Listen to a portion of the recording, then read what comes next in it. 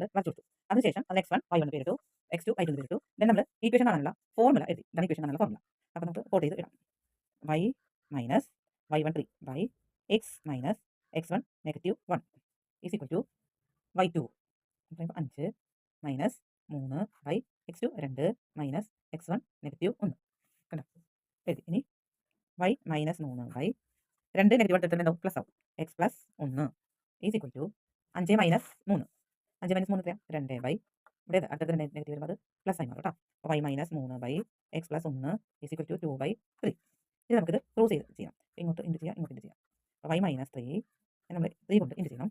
Is equal to 2 നമ്മൾ X plus 1 കൊണ്ട് into ചെയ്യാം. അപ്പോൾ 3 into y 3 by minus 3 into 3 9 is equal to 2 into x 2x plus 2 into 1 2.